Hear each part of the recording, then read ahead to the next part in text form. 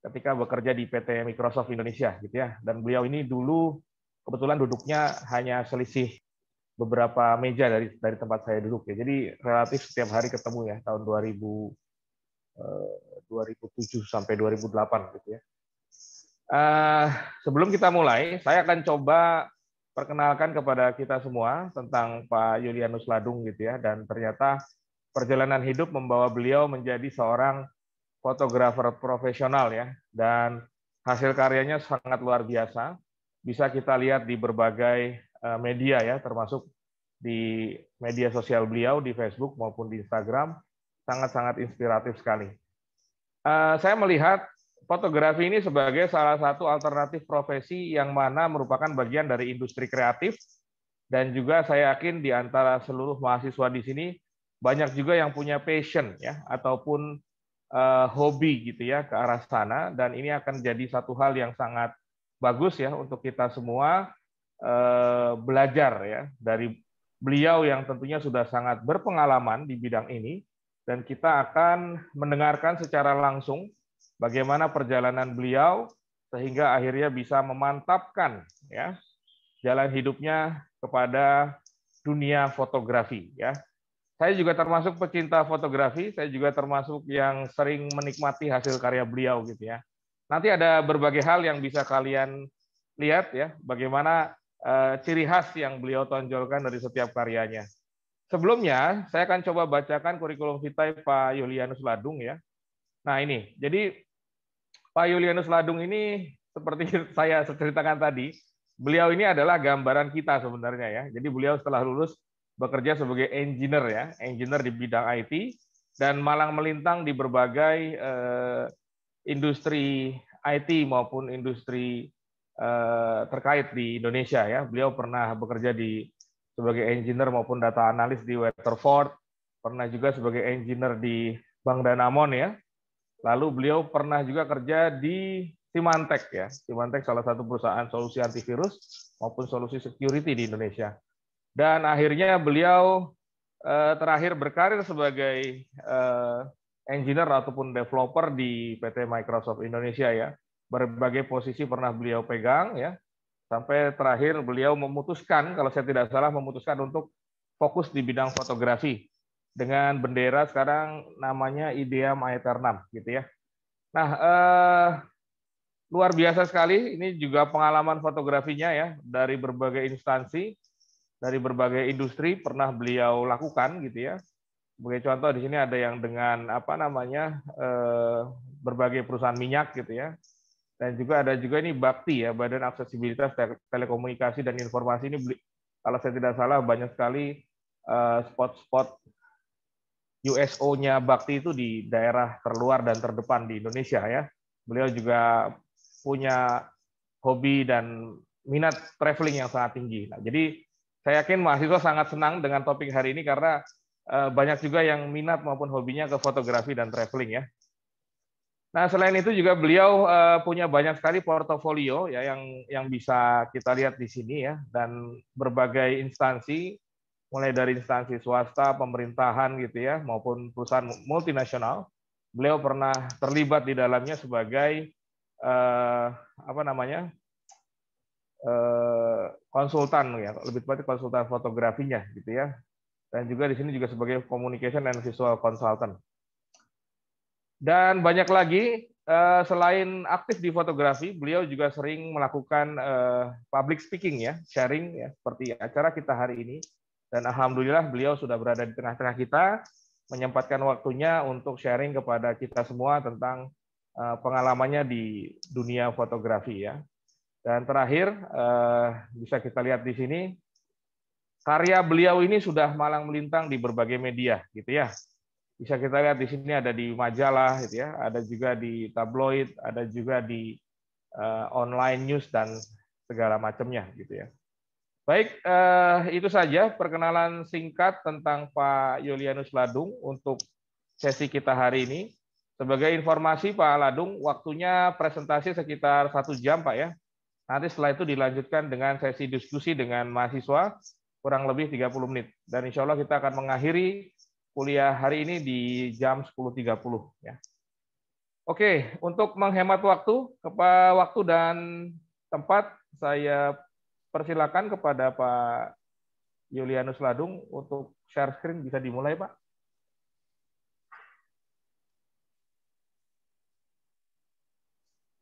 Halo, Pak Ladung. Iya, Pak Umar, saya Siap. share ya. Bentar ya.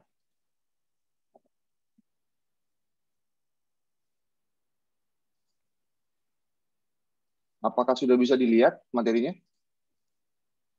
Sudah, Pak. Sudah, Pak.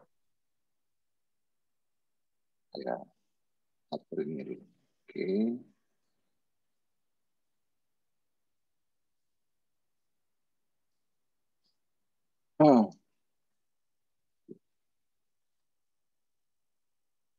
Ya, sudah kelihatan ya? Sudah, Pak. Sudah. Pertama-tama saya ingin mengaturkan banyak terima kasih kepada Telkom University, kepada Pak Umar dan segenap kawan-kawan di Prodi S1 Teknik Komputer Fakultas Teknik Elektro Universitas Telkom. Selamat pagi, Assalamualaikum warahmatullahi wabarakatuh. Waalaikumsalam. Senang sekali rasanya bisa hadir dan berbagi pengalaman sih sebenarnya di kesempatan kali ini. Seperti yang sudah disampaikan oleh Pak Umar tadi, pada pagi hari ini saya akan coba sharing sesuatu yang saya alami selama ini. Teman-teman sekarang belajar di teknik komputer, sesuatu yang juga merupakan passion buat saya. Bahkan saya pernah bekerja di beberapa perusahaan teknologi, seperti yang sudah disampaikan oleh Pak Umar tadi. Nah, tapi saat ini saya mau sharing nih, ketika beberapa hari yang lalu Pak Umar menghubungi saya, bisa nggak sharing tentang fotografi? Nah, ini agak unik nih, karena audiensnya mahasiswa teknik komputer dan bukan sebuah sebuah klub foto gitu. Biasanya kan di kampus-kampus saya diundang itu untuk ke klub foto gitu. Tapi kali ini kuliah umumnya audiensnya adalah mahasiswa dan mahasiswi dari teknik komputer. Berbeda dengan kuliah umum sebelumnya, biasanya sih mahasiswanya itu adalah mahasiswa ilmu komunikasi seperti itu. Tapi oke lah, ini menarik ini. Nah, Pak Umar dan kawan-kawan sekalian, semoga materi yang saya sampaikan pada pagi hari ini bisa bermanfaat untuk menambah wawasan dan mungkin bisa memberikan sedikit perspektif yang berbeda, terutama ketika teman-teman yang merupakan tingkat akhir sekarang ini akan menghadapi dunia kerja nih. Bagaimana landscape dunia profesi saat ini, terutama terkait dengan pandemi. Sebelum saya mulai, materi ini nanti bisa diunduh, bisa digunakan, disebarluaskan. Nanti linknya akan saya sampaikan pada akhir materi saya. Oke? Pagi ini saya mau sharing tentang fotografi sebagai jalan hidup. Mungkinkah? Mari kita lihat. Perkenalkan, sebelumnya nama saya Yulianus Ladung. Saya aktif di beberapa sosial media. Sederhananya bisa di Linktree /Yulianus Ladung. Di situ ada beberapa tautan tentang saya, termasuk dengan tautan materi pada pagi hari ini. Nah, ada beragam genre atau kategori fotografi di dunia ini.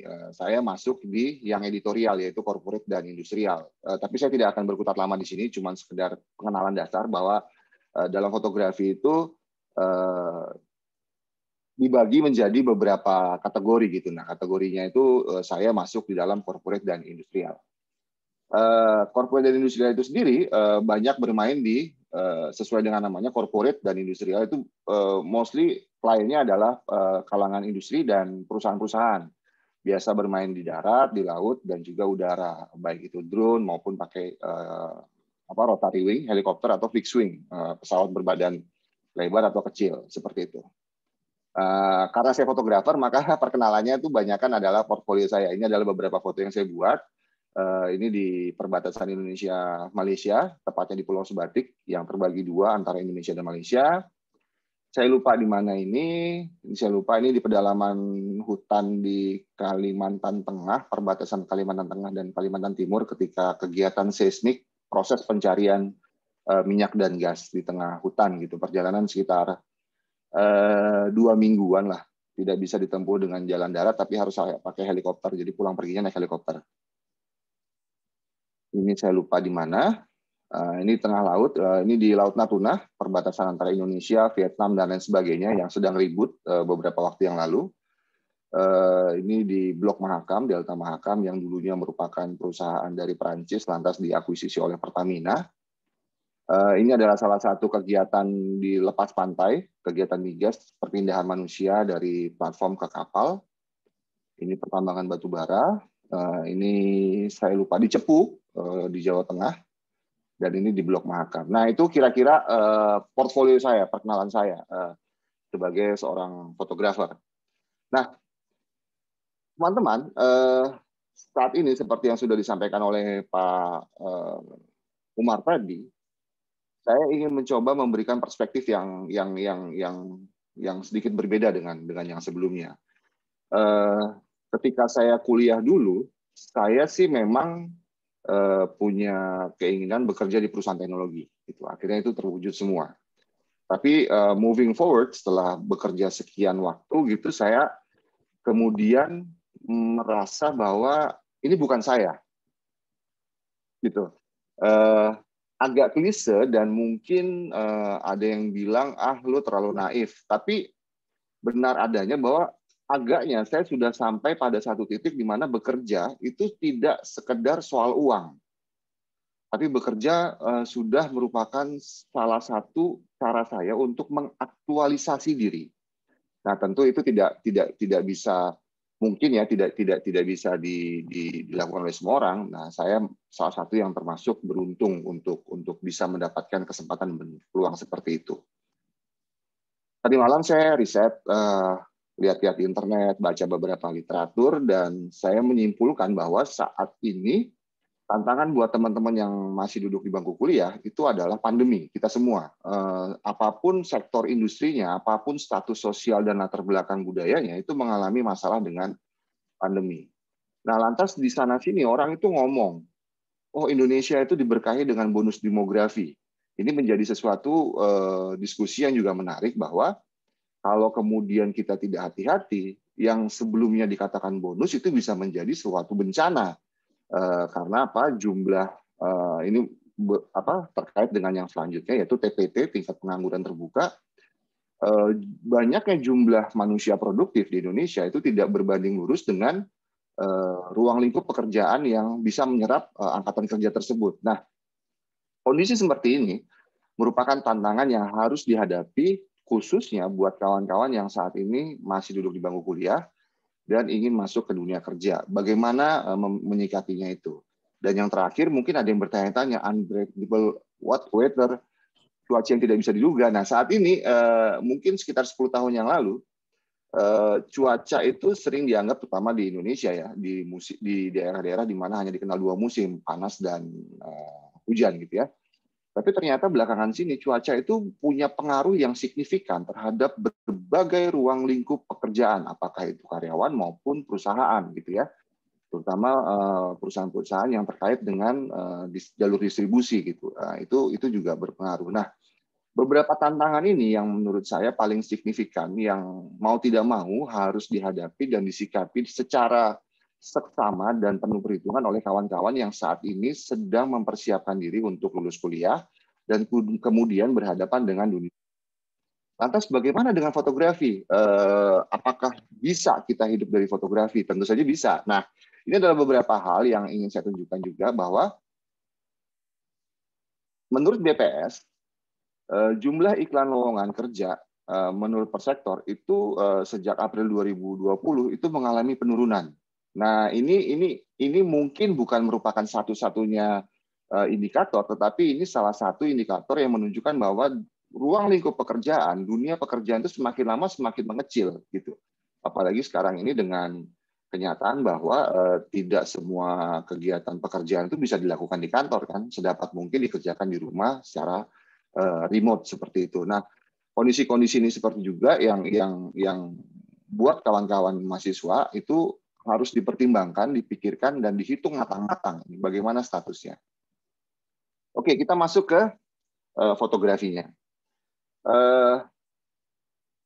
Saya percaya bahwa saat ini, termasuk beberapa riset mengatakan, kita tuh punya kecenderungan membaca gambar.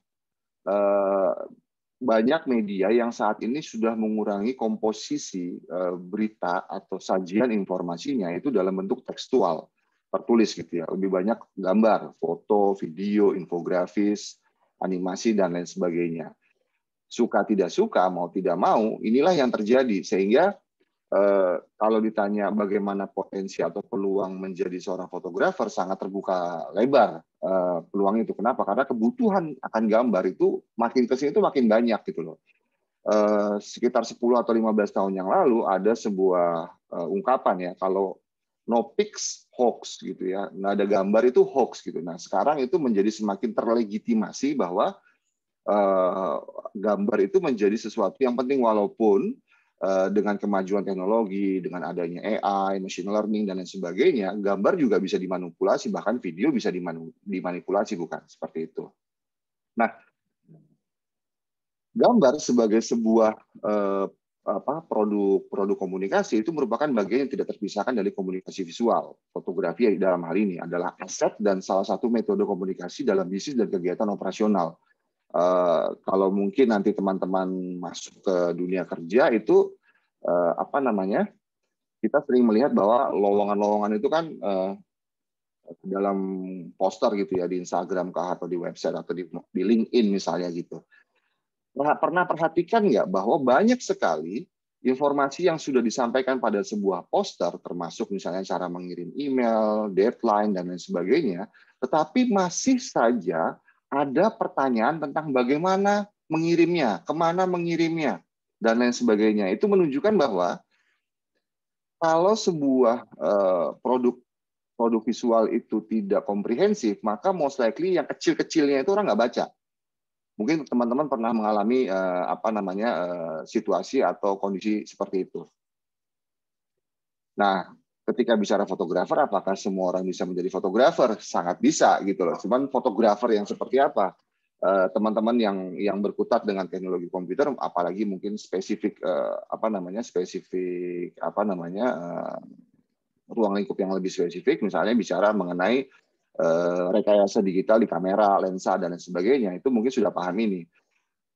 Ponsel sudah semakin canggih gitu kan ya, banyak sekarang itu perangkat-perangkat fotografi yang tidak membesar malah mengecil semua gitu. Bahkan saya diminta oleh satu perusahaan migas dari Kuwait untuk memberikan materi pelatihan tentang fotografi dengan menggunakan smartphone untuk para stafnya. Jadi bayangkan bahwa saat ini menjadi seorang fotografer itu tidaklah sedemikian luar biasa spesial kalau tidak disertai dengan kemampuan atau keterampilan lainnya. Jadi bagaimana kita memulainya? Ini ada beberapa catatan yang lagi-lagi merupakan preferensi saya pribadi. Jadi ketika misalnya teman-teman nanti mungkin bicara dengan teman-teman fotografer yang lain, itu akan punya preferensi yang berbeda. Oke? Sebelum kita mulai, saya mau sampaikan bahwa fotografer itu adalah seorang pengusaha, tidak berbeda dengan seorang pengusaha pemilik warteg gitu ya, pemilik toko bangunan gitu ya, atau pengusaha-pengusaha yang lain. Kenapa demikian? Ini ruang lingkup fotografernya adalah fotografer yang freelance ya, tidak bekerja pada sebuah institusi seperti jurnalis, in-house fotografer, dan lain sebagainya. Jadi seorang fotografer freelance seperti saya itu adalah seorang pengusaha. Layaknya seorang pengusaha, maka tidak hanya dibutuhkan keterampilan atau pengetahuan tentang teknis fotografinya, tetapi banyak sekali hal-hal lain yang merupakan bawaan atau ikutan dari profesi fotografi itu sendiri. Ada beberapa hal yang menurut catatan saya penting untuk diperhatikan, yaitu jelas mempersiapkan diri sendiri. Jadi ini sebenarnya tidak hanya terkait dengan profesi fotografi ya. Apapun yang sifatnya merupakan wirausaha gitu, mau buka startup, mau buka laundry sendiri gitu, atau kemudian mau menjadi freelance developer gitu ya, mau menjadi freelance network consultant dan lain sebagainya. Ini adalah sesuatu yang sangat penting untuk kemudian menjadi catatan buat teman-teman. Pertama, kesehatan itu penting sekali. Saat ini pandemi gitu ya, kesehatan itu menjadi teramat sangat penting karena ongkos kesehatan itu menjadi sedemikian mahal gitu karena resikonya gede sekali. Kita sering menemukan beberapa referensi gitu ya, berita gitu, apa namanya, orang-orang yang terkena COVID dan mereka harus keluar uang sendiri, tidak murah, bukannya. Ada yang seminggu menghabiskan sampai 250 juta dan seterusnya. Dan itu kan ongkosnya mahal sekali. Jadi kesehatan itu penting. Yang kedua, gaya hidup. Ketika saya bekerja sebagai karyawan dengan ketika saya bekerja sebagai seorang fotografer, itu terjadi perubahan gaya hidup. Di sini yang saya maksud adalah dalam hal finansial. Kalau dulu ketika bekerja saya misalkan makan bisa di kafe-kafe atau di tempat-tempat yang serba wah gitu ya, karena apa namanya, saya tahu bahwa bulan depan saya akan gajian, itu seperti itu. Nah, sedangkan ketika menjadi fotografer dan saya sebagai seorang pengusaha, saya menjadi sedikit lebih berhitung, bukan pelit ya, sedikit lebih berhitung gitu, karena prediksi mengenai pendapatan itu menjadi bukan tidak pasti sih, tetapi kita lebih firm bahwa oke, misalkan saya fotografer, saya tahun ini ingin punya gaji katakanlah 1 miliar seperti itu. Nah, untuk bisa mendapatkan 1 miliar di 2021, saya seperti apa gitu. Dan untuk itulah karena saya berusaha sendiri, maka saya bisa memperhitungkan ongkos gaya hidup saya itu seperti apa. Yang selanjutnya adalah inventarisasi kendala apapun ini ya, mau fotografer dan lain sebagainya. Saya bisanya apa, saya punyanya apa, lantas apa namanya, saya keterampilan saya apa, dan menginventarisasi kendala itu penting. Jadi kita bisa mengukur diri bisa mengukur diri kita sendiri. Mau seperti apa kita, akan seperti apa kita, dan apa namanya, persiapan-persiapan lainnya seperti itu. Kalau misalnya saya baru nyemplung di sebuah industri, apapun industrinya, dan saya tidak punya pengalaman di situ, yang harus dilakukan adalah referensi. Carilah referensi sebanyak-banyaknya. Walaupun trennya saat ini itu banyak yang malas baca gitu ya, tapi membaca itu menjadi sangat penting. Kadang-kadang kalau sudah wisuda gitu ya, udah malas baca. Padahal membaca itu merupakan sesuatu proses pembelajaran yang tidak bisa berhenti gitu ya. Membaca itu penting. Salah satunya adalah untuk mencari referensi. Kalau dalam hal ini adalah tentang misalnya fotografer seperti apa. Rencana keuangan juga penting. Itu penting sekali. Jangan beranggapan bahwa kemudian karena saya belum punya modal, lantas saya nggak butuh rencana keuangan. Itu tetap rencana keuangan itu mau punya uang mau tidak punya uang tetap perlu itu. Contohnya misalnya saya ingin menabung dalam kurun waktu 3 bulan berapa. Saya akan spending berapa dan lain sebagainya. Portfolio sebagai seorang fotografer itu sangat penting, apapun genrenya, apapun kategori fotografi yang akan ditekuni atau profesi yang akan ditekuni. Portfolio ini yang kemudian, apalagi sekarang gitu ya, itu menjadi, dan tanda kutip nih, bekal kita selain ijazah. Gitu. Oke, di other hand kita punya sarjana ijazah S1, tapi di other hand kita bisa apa nih? Portfolio itulah yang kemudian menunjukkan keterampilan kita, bisanya kita apa gitu. Dan selanjutnya adalah badan usaha. Tidak semua orang perlu, karena ada beberapa fotografer yang sudah berprofesi sekitar 20-30 tahun juga tidak punya badan usaha. Tapi saat ini alangkah baiknya punya badan usaha juga gitu. Mungkin tidak perlu sendiri, bisa patungan, bisa rame-rame dengan teman-teman yang lain. Dan yang paling terakhir, yang paling penting juga adalah support system. Support system ini apa? Keluarga, teman-teman, ruang lingkup pergaulan gitu ya, itu menjadi sangat penting gitu, karena apalagi buat teman-teman yang saat ini masih duduk di bangku kuliah gitu ya dan nanti lulus gitu, support sistemnya kita itu harus terbentuk dengan baik gitu loh. Mungkin bisa ikut ke asosiasi profesi gitu kan, kadang-kadang tuh ada tuh asosiasi profesi yang memperkenankan untuk student chapter gitu ya. Contohnya di saya itu kalau di industri migas itu ada SPE, Society of Petroleum Engineer, mereka mempunyai student chapter gitu. Jadi anggotanya tidak semuanya dari profesional atau perusahaan, tapi juga ada dari para pelajar atau mahasiswa. Nah, ketika bicara portfolio dalam fotografi, dibutuhkan portfolio yang sesuai dengan objektif kita. Misalnya saya ingin menyasar pada fotografi industrial dan corporate. Maka portfolio yang saya bentuk itu adalah portfolio yang terkait dengan industrial dan corporate. Bukan portfolio makanan, bukan portfolio landscape, bukan portfolio model, bukan portfolio yang lain sebagainya gitu. Kenapa itu penting? Karena saya pernah punya pengalaman beberapa kali saya diminta untuk ikut tender. Saya bertemu dengan kompetitor yang gagal diterima oleh klien itu bukan karena harga, bukan karena faktor teknis, tapi karena ketidaksesuaian portfolio mereka. Jadi ketika misalnya saya diundang sebuah pengadaan atau tender, masuk 3 atau 4 fotografer gitu ya, ternyata saya yang menang, dan biasanya tuh di akhir pengumuman menang itu dibuka tuh semua amplop atau dokumen yang diserahkan oleh peserta tender. Nah, di situ dijelaskan kenapa ini gagal, kenapa ini gagal, kenapa ini gagal. Dan saya sering kali menemukan bahwa banyak kawan-kawan yang gagal di sebuah pengadaan atau lelang kerjaan fotografi itu karena portfolionya nggak cocok. Gitu. Customer-nya butuh misalnya foto martabak, si siapa namanya si fotografernya saatnya foto-foto mobil gitu. Jadi tidak kontekstual. Terus yang selanjutnya adalah dalam fotografi, khususnya dalam genre saya, industrial dan corporate, itu dibutuhkan logika visual. Yang dimaksud dengan logika visual itu apa? Dalam genre fotografi komersial dan industrial, tidak hanya dibutuhkan tampilan visual yang manis, yang cantik, estetik, tapi dibutuhkan tampilan visual yang masuk akal. Misalkan nih, masuk akal kira-kira seorang dokter menangani pasien, tapi dia pakai sarung tangan misalnya jurulas seperti itu, kan nggak masuk akal.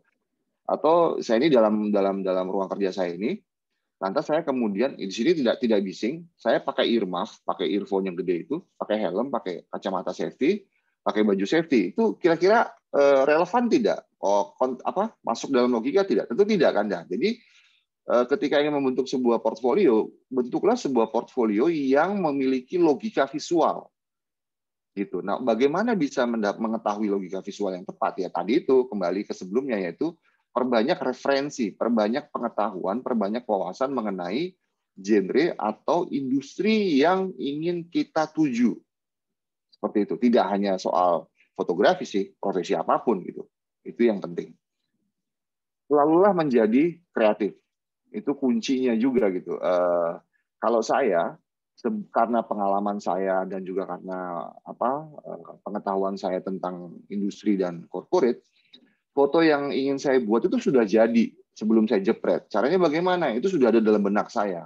Katakanlah saya ditugaskan ke sebuah anjungan pengeboran dan produksi minyak dan gas yang ada di tengah laut gitu ya, jauh dari mana-mana. Sebelum saya tiba di sana, saya sudah tahu, oh saya mau moto itu dari sudut seperti apa, saya mau moto dari mana, apa yang akan saya foto, jam berapa, ambience-nya seperti apa. Nah, kreativitas seperti itu dibutuhkan untuk kemudian membuat sebuah portfolio yang nendang. Jadi ada faktor wow di portfolio saya. Itu yang menjadi salah satu unsur penting. Jadi tidak sekedar jepret-jepret saja sih seperti itu. Nah, kalau misalkan katakanlah dalam genre saya industrial dan corporate, kan itu kan relatif erat dengan lokasi atau kondisi yang berbahaya gitu ya. Kalau tidak bisa punya akses ke situ bagaimana? Ya mulai dari sesuatu yang sederhana. Saya dulu sempat memulai ketika saya mengumpulkan portfolio di awal, saya iseng moto-moto tempat pembuatan teralis. Gitu. Itu kan ada orang gerinda, ada orang ngelas gitu. Dan saya juga pernah waktu itu ke Bandung, saya lupa ke Pak siapa itu yang membuat patung Garuda Wisnu Kencana, itu dia punya studio di Bandung. Saya ke situ, saya mau motret dan mendokumentasikan para pekerja yang membuat patung Garuda Wisnu Kencana di situ. Dan itu kan proses industrial tuh. Nah, itu menjadi salah satu bagian dari pembentukan portfolio yang saya lakukan. Jadi tidak harus yang mewah dari pusat pertambangan yang luar biasa canggih gitu, tapi dari hal-hal yang sederhana yang ada di sekitar kita. Nah, pada bulan April 2020 ketika saya memulai kegiatan ngobrol di sini di kanal YouTube saya mengundang beberapa kawan influencer gitu ya untuk ngobrol tentang bagaimana menghadapi pandemi. Di situ kami bisa menarik kesimpulan bahwa saat ini yang dibutuhkan itu adalah kolaborasi. Apapun profesinya, apapun bidang pekerjaan kita, sangat dibutuhkan kolaborasi saat ini gitu.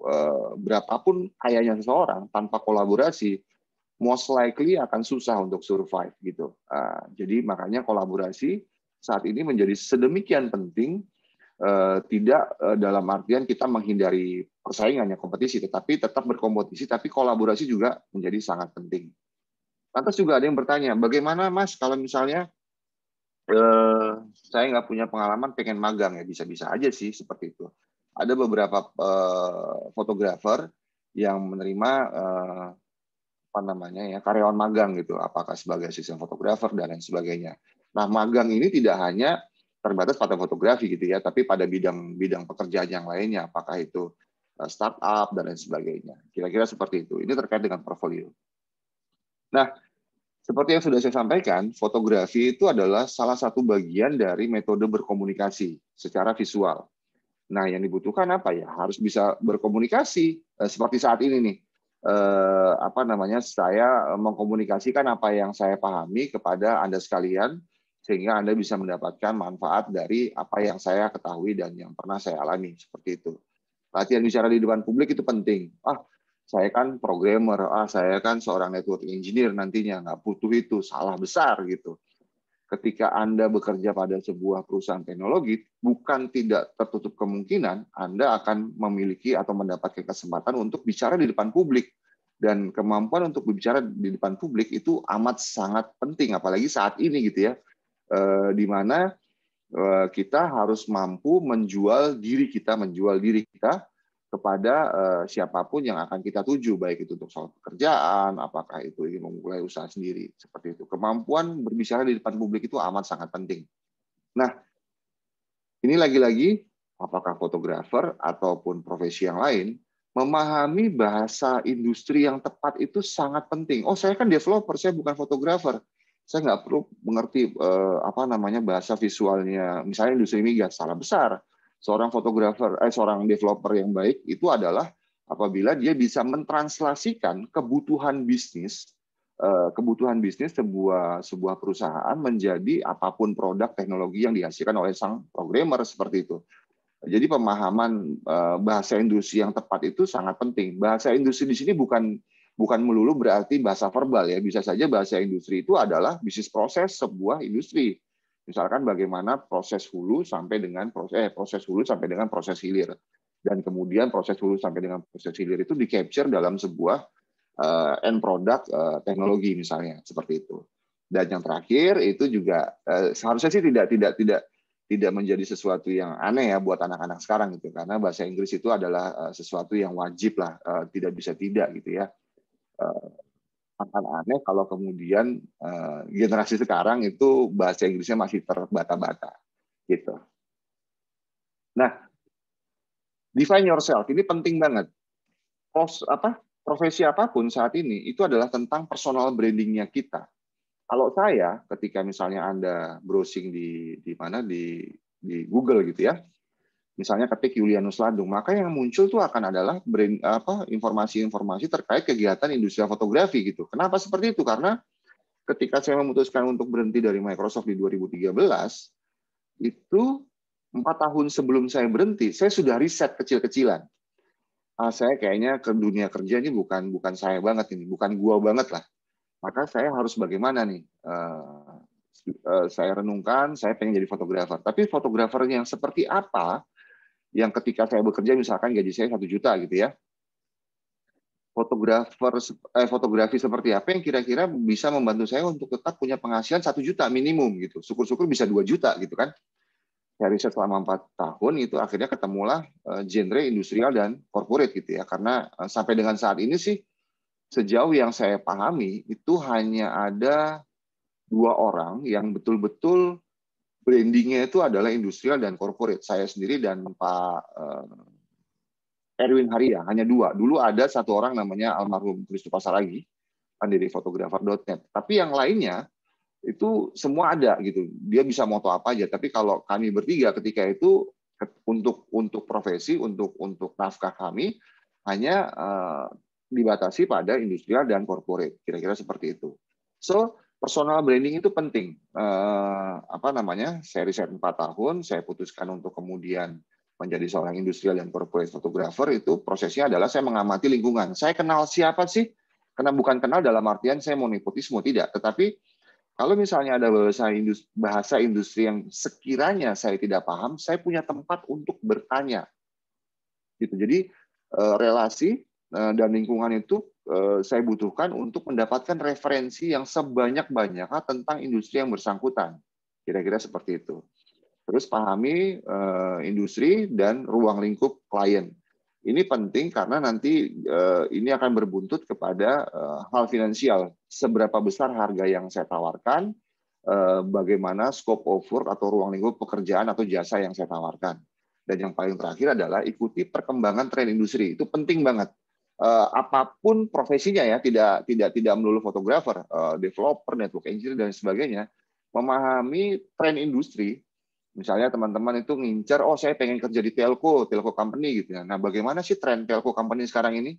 Secara bisnis mereka itu apa sih yang mereka kejar? Apakah quantity of user gitu kan ya, atau value added service-nya fast gitu ya, fast dalam bentuk misalnya datanya lah, coverage dan lain sebagainya. Nah, tren industri itu yang kawan-kawan menurut saya ini perlu dipahami. Jadi katakanlah lolos di proses interview gitu ya. Ketika ditanya tentang pemahaman Anda tentang industri ini bagaimana, teman-teman tuh punya set of knowledge yang komprehensif gitu. Oh, misalkan bicara, Pak menurut Pak atau Bu, menurut berita dari katakanlah asosiasi industri tertentu, tren di telco itu seperti ini dan seterusnya, atau di FSI, Financial Services Industry dan lain sebagainya. Kira-kira seperti itu. Di awal-awal tadi saya sudah bilang bahwa fotografer itu adalah seorang pengusaha. Nah, layaknya seorang pengusaha itu harus ngerti manajemen. Di antaranya adalah manajemen marketing dan sales, dan yang terakhir adalah manajemen waktu dan komitmen. Saya bukan orang yang pernah kuliah di manajemen, tetapi paling tidak dari pengalaman saya itu saya memahami sedikit banyaknya bagaimana how to manage my business. Itu penting banget gitu. Apapun profesinya, apapun bidang usaha nanti yang akan kawan-kawan tekuni. Salah satunya adalah manajemen marketing. Be presence ini bukan soal daftar hadir ya, bukan soal absen, tetapi selalu hadir pada setiap kesempatan yang yang signifikan gitu. Misalkan teman-teman ini memutuskan, oke, saya mau menjadi seorang network engineer atau developer gitu ya, atau apapun lah, mau full stack, mau front end dan lain sebagainya. Pastikan teman-teman itu selalu hadir pada kesempatan-kesempatan yang signifikan terkait dengan targetnya Anda gitu.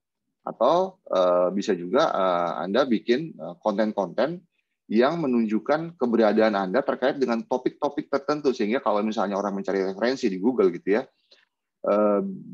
membuka peluang untuk Anda terekspos ke target Anda gitu. Misalnya saya seorang developer, saya bikin set of vlog atau blog gitu ya, atau artikel atau podcast gitu ya, yang bicara mengenai interest-nya saya, yang bicara mengenai project-project personal saya, seperti itu. Itu penting banget, be presence.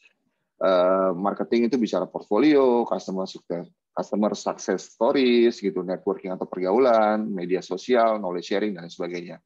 Nah, terkait dengan media sosial, suka nggak suka, media sosial itu menjadi sebuah sarana pemasaran yang paling murah dan paling efektif.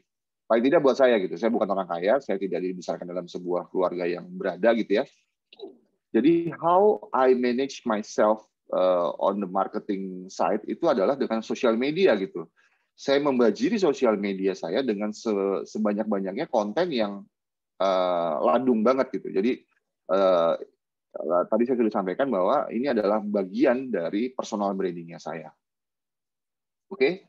Selanjutnya adalah ada WOM dan OWOM. WOM itu word of mouth, OWOM itu adalah online words of mouth. Suka nggak suka, kita itu adalah makhluk sosial gitu. Ketika kita menjajakan jasa, menjajakan produk, mungkin teman-teman saat ini yang sedang kuliah juga ada yang sambil jualan hijab kah di Instagramnya, dia jual makanan kah, atau jual jasa-jasa yang lain gitu ya. Referensi dari mulut ke mulut itu adalah metode marketing yang paling baik saat ini.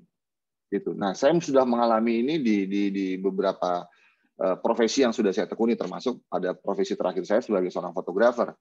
Referensi dari klien-klien saya itu menjadi sebuah hal yang sangat membantu saya untuk tetap bisa menekuni profesi ini dengan layak gitu.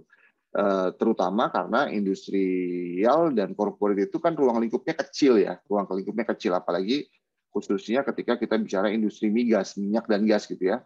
Itu ya orangnya itu aja gitu, sehingga kredibilitas saya itu amat sangat menentukan saya tetap bisa survive atau tidak gitu.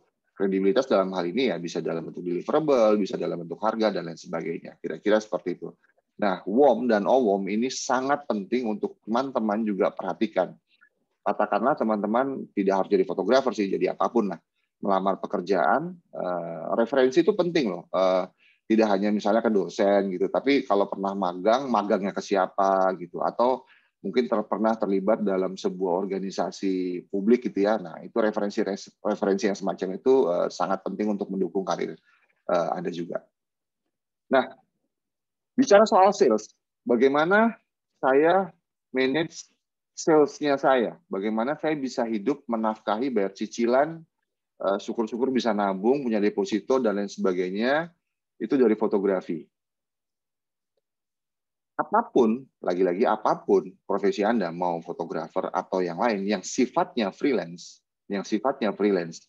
ketika Anda mendapatkan pertanyaan, Mas, Mbak, saya butuh ini, kira-kira harganya berapa ya? Jangan menjawab pertanyaan itu pada kesempatan pertama. Kalau mungkin teman-teman saat ini punya teman yang main di pemotretan prewedding, wedding, dan lain sebagainya, sering kali mengeluh, wah harganya berantakan nih, nggak kondusif nih, harganya ditawar terlalu jauh, terlalu dalam gitu ya. Sebenarnya itu bukan salah orang lain gitu ya. Namanya kita pembeli ya, calon pengguna jasa itu kan ingin mendapatkan harga yang paling murah tapi dengan layanan yang terbaik gitu kan ya. Jadi itu sebuah usaha dari klien. Tetapi kebutuhan itu menjadi terakomodir karena fotografernya juga lalai gitu. Saya dapat WhatsApp misalkan, tanya soal harga, atau telepon tanya soal harga, saya langsung jawab. Itu banyak sekali yang saya temui di banyak daerah gitu. Itu kesalahan besar. Kenapa? Karena kalau kita ngomongnya fotografi dalam konteks pre-wed fotografi atau wedding fotografi, misalnya kan saya dapat WhatsApp dari seorang anak laki-laki gitu ya. Mas Agung, saya saya punya kebutuhan nih untuk foto pre-wed gitu. Harganya berapa ya Mas ya? Langsung saya jawab tuh, oh sekian gitu. Padahal saya belum tahu apakah sungguh dia mau menikah atau tidak gitu. Karena bisa saja yang ngebet minta harga cowoknya, sedangkan ceweknya belum tentu mau gitu kan. Nah, kalau misalnya tidak ada konsensus dari kedua belah pihak, kira-kira nggak mungkin ada kan pernikahan itu kan. Jadi saran saya ketika mendapatkan pertanyaan seperti itu, dijawab dulu. Kalau misalnya kliennya adalah perorangan, ajak ketemu. Atau kalau misalnya kliennya perusahaan, via email, tanya sedetail-detailnya, butuhnya apa, kapan butuhnya, ruang lingkup pekerjaan apa, dan lain sebagainya. Kalau bicara dalam konteks perorangan, misalnya pre-wed gitu, paling tidak ajak ketemu dulu. Ketika si calon klien mau ketemu dengan kita, itu sudah kita membantu untuk mengerucutkan potensi kita. Kalau dia mau ketemu berarti ini orang ketemu berarti ada komitmen, memang pengen di foto pre-wed. Yang pertama. Terus yang kedua, kita bisa baca gestur, bahasa tubuh gitu kan ya. Cowoknya antusias, bersemangat, sedangkan perempuannya itu lemes gitu, nggak semangat gitu. Jadi itu bisa kita bisa lihat keseriusan atau kesungguhannya. Terus yang ketiga adalah jangan sampai kita salah memberi harga gitu. Misalnya nih tadi sih kita dapat WhatsApp atau telepon, kita langsung dapat bayar informasikan harganya. Katakanlah 10 juta gitu ya. Tapi ternyata sebenarnya orang yang nanya itu bisa bayar 100 juta. Berarti kita kehilangan potensi potensi sales sekitar 90 juta kan. Kenapa itu terjadi? Sering sekali itu terjadi gitu. Kalau misalnya kita ajak ketemu misalnya, dia misalnya naik skuter gitu ya, skuter lah ya, sebut merek ya. Dia naik skuter, datang terus kita ketemuannya katakanlah di sebuah warung makan cepat saji gitu ya. Pasti konteks harganya itu akan berbeda dengan orang yang datang dengan Mercy atau mobil mewah gitu ya, dan makanya di sebuah restoran yang fancy, yang mewah pula gitu. Diskusinya pasti akan berbeda pula kan, harganya pun demikian kira-kira. Jangan sampai kita saya sering menganalogikan gini, jangan sampai kita salah memberikan harga jenderal kita kasih ke harga prajurit, kopral gitu ya. Harga kopral kita kasih ke harga jenderal gitu. Jadi jenderal dan kopral ini bukan dalam arti kata yang sebenarnya, cuma sebuah analogi saja. Jangan sampai kasih harganya salah gitu, karena kalau sampai kasih harga salah, itu kita akan susah melakukan revisinya. Syukur-syukur kalau kemudian harganya kemurahan gitu kan, masih bisa kita naikin gitu. Tapi kalau kebalik, kalau harganya kemahalan masih bisa kita turunin. Tapi kalau harganya kemurahan kita nggak akan bisa naikin lagi gitu loh. Jadi gitu, jangan sampai salah memberikan harga. Saya juga sering mendapatkan cerita dari beberapa teman bahwa ketika mereka memasukkan harga, mereka nggak tahu karakteristik lainnya. Saya tidak akan memberikan harga saya ke perusahaan migas, tidak akan pernah saya berikan ke perusahaan-perusahaan bukan manufaktur, tetapi perusahaan-perusahaan hotelan gitu, hotel atau construction tidak akan seperti itu. Kenapa? Karena resiko yang saya tempuh di industri migas itu jauh lebih tinggi ketimbang di hospitality industry, misalnya hotel, resort seperti itu. Resikonya pasti akan berbeda. Kenapa? Karena kalau di industri migas saya menghadapi bahaya exposure terhadap ledakan lah, jatuh dari pesawat, kapal yang tenggelam dan lain sebagainya. Sedangkan di industri hospitality kan ruang lingkup resikonya juga berbeda gitu, dan secara natif bisnisnya pun besarannya juga berbeda gitu. Industri migas pasti akan sangat padat modal gitu ya, padat teknologi. Sedangkan industri hospitality juga tidak padat modal juga, tapi modalnya tidak sebesar industri migas. Kira-kira seperti itu. Jadi penentuan harga itu juga berpengaruh terhadap karakteristik lain. Dan dengan demikian kita bisa punya skema pricing yang tepat gitu. Nah, banyak sekali teman-teman yang pemula fotografi khususnya itu dalam hal ini salah besar, sehingga ketika mereka sudah menjalani beberapa tahun gitu, mereka agak ngap-ngap gitu. Aduh, ternyata susah juga gitu. Akhirnya meninggalkan industri ini dan kemudian mereka beralih ke profesi yang lainnya. Kira-kira seperti itu. Ini apa aja klien Anda, jangan buang waktu untuk klien yang tidak tepat gitu. Wah, harga kamu kemahalan. Tanya dulu kenapa kemahalannya, lantas ditanya kemudian bisanya berapa. Nah, kalau kemudian sudah mendapatkan jawaban dari itu, tetapi ternyata memang tidak sesuai dengan standar atau ekspektasi kita, ya sudah tinggalkan saja, pamit baik-baik. Oh ya sudah Pak, Bu, kalau gitu silakan cari yang lain, kalau saya nggak bisa. Jadi kadang-kadang, seringkali kita harus seperti itu untuk memaintain standarnya kita. Seperti apa sih? Gitu. Banyak yang bilang, barteran dulu. Mungkin itu akan works pada kurun waktu yang pendek gitu ya, barteran gratisan gitu ya, alasannya untuk ngumpulin portfolio, mungkin oke lah dalam kurun waktu pendek, tetapi tidak akan sustain pada kurun waktu yang panjang gitu. Tadi saya sudah bilang bahwa word of mouth dan online word of mouth itu sangat berpengaruh dalam bagaimana kita running bisnisnya kita gitu. So, bayangkan saja ketika misalkan saya dalam industri fotografi dan corporate fotografi, katakan dalam industri migas gitu ya, di klien A, saya kasih rate saya 1 juta sehari gitu ya. Atau saya masuk ke klien B gitu ya, saya minta 2 juta sehari. Nah, ternyata orang yang di klien B itu temenan sama yang di klien A. Dia akan nanya, lah, kok mahal banget ya 2 juta ya? Oh enggak, waktu itu gue pakainya 1 juta kok. Nah, itu kan tidak bisa sustain kan. Jadi harus pintar-pintar lah kita main dengan dengan terminologi gratisan itu. Lantas kalau misalnya semua offering kita nggak jalan, ya gimana? Ya harus ada backup plan gitu. Backup plan-nya yang pertama tadi itu, setelah meninggalkan kliennya, kita coba untuk menyasar klien yang lanjutnya, atau kita bikin proposal atau penawaran versi 1, versi 2, versi 3, atau versi 4. Kira-kira seperti itu. Kalau memang ngebut banget untuk mendapatkan klien itu. Nah, yang selanjutnya, yang paling terakhir, ketika terkait dengan bisnis fotografi, kita ingin sebaiknya ditentukan, ini mau ngejarnya quantity atau quality. Quantity maksudnya, profesi seperti fotografi seperti saya ini ada limitasinya, terutama industrial gitu ya, karena industrial itu kan dibutuhkan stamina yang sehat terus gitu ya. Nah, stamina yang sehat itu kalau sudah berumur gitu ya, mata mulai rabun, mulai plus dan lain sebagainya, itu akan mengurangi nilai jual saya, sehingga saya harus berpikir apakah saya mau ngejar quantity atau quality. Saya itu dalam 12 bulan efektif motret buat kerjaan itu,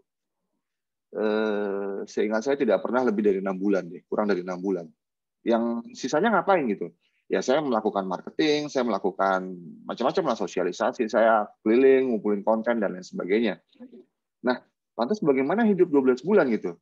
Saya berusaha sedapat mungkin untuk dalam waktu 6 bulan itu saya bisa hidup 4 bulan.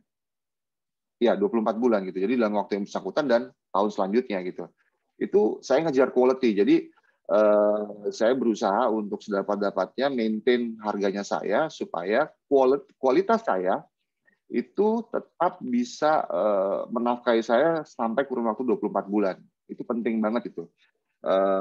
Nggak ngejar nggak ngejar motret wedding setiap minggu atau setiap minggu. Akan ada yang teman-teman yang motret wedding itu setiap hari dulunya ya, ketika sebelum stamina, dan itu kan sangat-sangat menguras energi dan itu tidak beda dengan kerja kantoran jadinya kan. Kreativitas kalau saya sih itu menjadi sedemikian dipaksakan dan itu tidak terlalu saya minati kalau yang seperti itu. Jadi saya memutuskan untuk mengejar kualitas ketimbang kuantitas. Ini adalah prinsip saya sejak dari dulu bekerja sampai dengan sekarang. Saya lebih baik dikenal mahal ketimbang dikenal murah. Ini bukan untuk sombong atau apa, tapi menurut saya untuk dikenal mahal itu butuh usaha ekstra. Sedangkan kalau dikenal murah itu gampang banget. Gampang sekali dikenal murah itu. Sedangkan dikenal mahal itu susah. Kenapa? Contohnya fotografi. Dung, kenapa sih kamu mahal? Kan yang moto banyak. Nah, saya harus mampu menjelaskan kenapa saya mahal, bukan? Ya kan? Nah, menjelaskan kenapa saya mahal itu tidak cukup dengan mulut, tetapi dengan portfolio, dengan kredensial saya, dan lain sebagainya. Jadi, menjadi mahal itu buat saya merupakan nilai tambah terhadap profesi saya. Gitu. Nah, dengan mahal, saya bisa menjaga sustainability harga saya, bisnis saya, untuk bisa, misalkan tadi itu, saya dalam 12 bulan kerja hanya 6 bulan, tapi 6 bulannya saya itu bisa menafkahi hidup saya selama 24 bulan, paling tidak. Kira-kira seperti itu. Nah, ini terkait dengan proposal dan penawaran harga. Saya termasuk orang yang kalau masukin penawaran itu agak detail. Proposal saya tidak pernah kurang dari 10 halaman, harga saya itu. Di dalamnya harus tugas jelas, ruang lingkup pekerjaan harus jelas, ada harganya termasuk pajak atau tidak. Terus durasi pekerjaannya bagaimana. Nah, rilis ini terkait dengan talent dan properti. Kalau dalam fotografi dan videografi, apabila kita motret seseorang dan ada wajahnya, baik itu anak-anak maupun orang dewasa, dan ketika foto atau videonya itu digunakan untuk tayangan komersial, maka kita sebagai publisher yang mempublikasikan karya itu untuk sebuah kegiatan iklan atau apa gitu ya, itu harus mendapatkan izin dari yang punya wajah. Karena ada beberapa kasus di mana perusahaan-perusahaan menggunakan foto atau ya menggunakan karyawannya sebagai model pada foto atau video, lantas si karyawan itu keluar dari perusahaan tersebut, tapi produk iklannya baik itu foto maupun video masih ditayangkan, si mantan karyawan itu bisa nuntut ke perusahaannya. Bahkan ada beberapa kasus di mana mantan karyawan itu menang tuntutan perdata sampai 2 atau 3 miliar gitu. Dia menuntut mantan perusahaannya gara-gara alasannya adalah, lalu saya kan bukan model, di perjanjian kerjanya saya misalnya kan saya adalah seorang accounting, tapi karena mungkin penampilannya menarik, cantik atau ganteng, lantas dia diminta untuk oleh perusahaannya sebagai model. Sedangkan si perusahaan tidak mengikat si karyawan itu dengan rilis. Itu terkait dengan manusia. Lantas bagaimana dengan properti? Misalnya saya moto rumah siapa gitu ya, lantas rumahnya saya gunakan sebagai materi iklan. Tapi saya tidak mendapatkan izin dari si pemilik properti untuk kemudian foto atau video itu saya gunakan sebagai materi iklan. Saya juga bisa dituntut seperti. Jadi rilis itu penting. Dalam proposal saya juga ada deliverable, penjelasan lengkap itu berapa unit video yang saya bikin, berapa durasinya, tipe filenya seperti apa, fotonya berapa banyak, tipe filenya seperti apa, dan lain sebagainya. Yang terakhir saat ini penting nih. SOP protokol kesehatan. Ini penting banget ini, menjadi sangat penting apalagi dalam saat pandemi seperti ini. Dan yang terakhir adalah CV. Nah, komponen harga di dalam komponen harga saya itu ada honor fotografer, honor tim pendukung, ada komponen produksi, ada investasi, dan yang terakhir itu ada biaya karantina. Biaya karantina ini baru ada setelah pandemi ya. Sebelum-sebelumnya sih nggak ada. Nah, jadi ketika teman-teman nanya, bagaimana sih komponen harganya? Ya, komponen harga saya itu ya kira-kira seperti ini nih. Di dalamnya ada honor saya sendiri, ada honor tim saya yang membantu saya tergantung scope of work-nya, dan selanjutnya ada komponen produksi. Di dalamnya itu ada asuransi perjalanan, misalnya ya ada pajaknya, ada konsumsi, kalau misalnya kami harus traveling keluar daerah, ada akomodasi, ada transportasi, terus depresiasi nilai perangkat dan peralatan gitu kan. Karena harga kamera itu kan makin lama makin turun gitu ya. Nah, itu kita harus hitung tuh sebagai sebuah depresiasi karena kita kan harus upgrade perangkat. Kalau anak orang kaya sih tinggal minta, tapi kalau misalnya tidak gitu kan, berarti kita harus mutar uang dari perangkat yang kita punya. Dan yang selanjutnya adalah investasi. Itu dia. Makanya dulu almarhum Chris Pasagi pernah bilang sama saya, Dung, jangan jadi fotografer, kamu nggak akan kaya. Saya memang nggak ngejar kaya, saya ngejarnya sejahtera gitu. Artinya saya bisa mencukupi kehidupan saya, syukur-syukur punya tabungan dan deposito, serta memenuhi segala kewajiban yang saya harus biayai. Ini saya pernah bikin vlog tentang ini, fotografer mahal atau fotografer murah. Ini bisa disimak di kanal YouTube saya. Itu penjelasannya lumayan lugas. Yang juga penting, mungkin terkait juga dengan teman-teman di teknik komputer, itu adalah undang-undang hak cipta gitu. Nah, mungkin nanti Pak Umar kayaknya sudah pernah ada ya diskusi mengenai hak cipta atau belum mungkin. Belum, Pak. Nah, ini belum. Nah, ini mungkin menjadi sesuatu yang penting juga gitu, karena apalagi teman-teman yang berkarir di nantinya atau sekarang sudah coding gitu ya, bikin coding apa segala macam. Nah, ini perlu diperhatikan juga tentang hak cipta ini karena hak cipta saat ini itu menjadi aset yang penting bagaimana kita bisa hidup dari hak cipta yang kita miliki. Jadi secara singkat, kalau dalam konteks fotografer itu adalah pemegang hak cipta sekaligus pemilik hak cipta gitu. Tadi itu kan ada harga. Salah satu komponen harga saya itu adalah komponen biaya hak cipta. Klien ini mau minta hak ciptanya semua atau tidak? Kalau misalnya dia minta semuanya, di luar honor-honor biaya tadi, saya masukkan komponen hak cipta. Jadi hak ciptanya itu beralih semuanya ke si klien saya. Mereka bebas mau menggunakan itu, mau perjualbelikan dan sebagainya. Tapi kalau misalnya tidak bayar itu, maka mereka hanya punya hak guna. Pemiliknya tetap di saya. Jadi saya tetap punya pemilik. Saya bisa menggunakan foto atau video yang saya ciptakan itu, tapi tidak untuk dijual kembali ke orang lain atau digunakan oleh klien lain. Saya hanya bisa menggunakan foto ini misalnya. Ini hak cipta saya, tapi hak gunanya siapa? PLN. PLN bisa menggunakan ini untuk apapun, tetapi saya juga punya hak untuk menggunakan foto ini untuk materi publikasi saya. Seperti itu. Ini juga saya sudah sempat bikin konteks vlog soal ini tentang copyright. Itu hak siapa? Ini narasumbernya adalah Pak Ari Juliano Gemah. Saat ini beliau adalah staf ahli menteri di Kementerian Pariwisata dan Ekonomi Kreatif bidang, saya lupa bidangnya apa, tapi dulunya beliau di Ekonomi Kreatif, di Badan Ekonomi Kreatif, dan salah seorang pakar hak cipta di Indonesia. Kira-kira seperti itu. Nanti silakan aja browsing ke vlog saya untuk melihat materinya. Protokol kesehatan ini penting, menjadi juga sangat besar ini komponennya di dalam masa pandemi seperti ini. Jadi kalau sebelumnya katakanlah traveling ke luar daerah itu biaya transportasi dan akomodasi katakanlah 10 juta gitu, saat ini protokol kesehatan ini bisa bikin ongkos produksinya menjadi 15 juta, jadi 10 tambah 15 jadi 25 juta gitu. Tidak bisa tidak karena ini penting banget gitu. Terakhir saya bulan Januari itu harusnya karantina selama 14 hari di Lombok sebelum masuk ke daerah syuting, tapi dihentikan pada hari ke-8 karena daerah syutingnya itu lagi spike COVID-nya. Nah, biaya karantina selama 14 hari di hotel, makan, minum, terus biaya swab gitu ya, dan lain sebagainya itu harus diperhitungkan gitu. Kalau enggak nanti jebol. Nah, biaya-biaya semacam ini tidak hanya terbatas pada kegiatan fotografi sih, profesi apapun yang sifatnya freelance. Misalnya teman-teman adalah seorang developer gitu ya, dipanggil ke lokasi kerja yang ada di luar Pulau Jawa gitu. Nah, ini harus diperhitungkan juga tuh, paling tidak biaya transport pesawatnya, terus swab dan lain sebagainya. Itu ini adalah beberapa portfolio tambahan dari saya. yang sudah saya buat beberapa klien saya. Nah, ini adalah kadang-kadang ada yang bilang masa sih bisa begitu, ya bisa-bisa aja. Jadi ini adalah sesuatu yang saya selalu pegang. Murah dan bagus dan murah itu belum tentu cepat, ya. Cepat dan bagus belum tentu murah, ya kan? Murah dan cepat itu belum tentu bagus. Jadi klien kita itu punya 3 opsi ini, tapi mereka hanya bisa pilih 2. Gitu, tidak bisa tiga-tiganya. Mereka hanya bisa pilih 2. Jadi ini bukan dari saya yang merupakan salah satu pegangan saya ketika menjalani profesi sebagai seorang fotografer.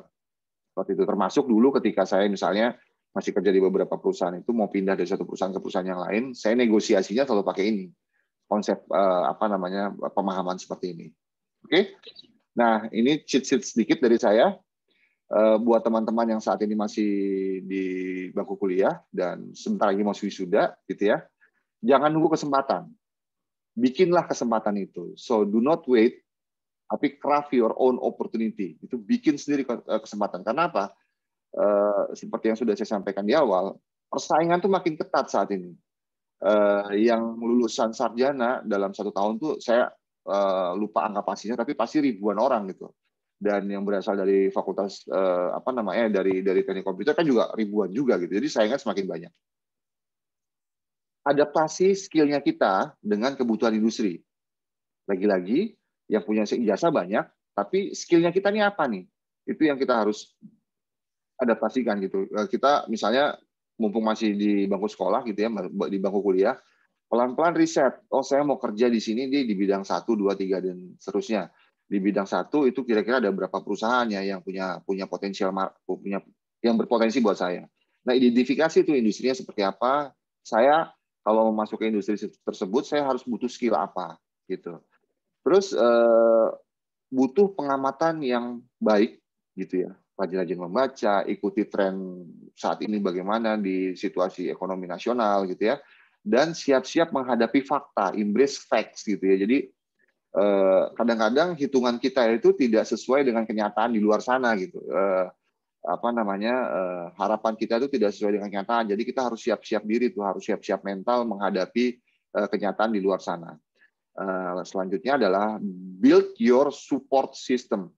Build your support system. Membangun support system kita itu tidak selalu dalam membutuhkan uang besar. Bisa saja hanya misalnya aktif di sebuah komunitas industri gitu ya terkait dengan profesi, aktif di mailing list. Kalau dulu ada mailing list gitu ya, saya banyak bergaul itu, banyak mendapatkan knowledge itu dari mailing list atau dari grup-grup profesi seperti itu.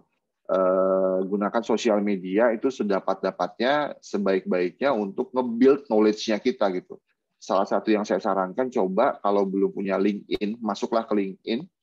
Di situ banyak sekali set of knowledge yang bisa Anda dapatkan dengan percuma. Dan yang terakhir adalah sedapat mungkin mulailah lebih cepat. Gitu. Jangan nunggu mau dekat lulus gitu, atau jangan bahkan melakukan beberapa hal tersebut setelah lulus gitu. Lakukanlah sekarang kalau misalnya banyak waktu senggang, lakukanlah sekarang riset, perbanyak knowledge gitu, perbanyak referensi dan lain sebagainya. Kira-kira seperti itu. Nah, materinya bisa di-download di sini, silakan saja. Nanti Linktree di Julianus Ladung bebas digunakan, silakan disebarluaskan. Kalau misalnya mau dimodifikasi juga silakan. Tetapi dalam bentuk PDF. Kira-kira seperti itu. Kira-kira demikian Pak Umar dari saya. Siap. Terima kasih Pak. Ini materinya sangat deep sekali ya, dan luar biasa menurut saya. Jadi rekan-rekan mahasiswa semua, jarang kita ketemu fotografer yang jago coding kayak Pak Julianus Ladung ini ya. Jadi kalian bisa bertanya apapun ya setelah ini. Oke Pak Ladung, saya sebelum buka sesi tanya jawab, ada pertanyaan dari saya, boleh Pak Ladung? Oh silakan Pak. Oke. Ada beberapa sebenarnya pertanyaan dari saya, cuman tadi sudah terjawab di presentasinya. Saya mengerucut ke 2 pertanyaan saja Pak Ladung.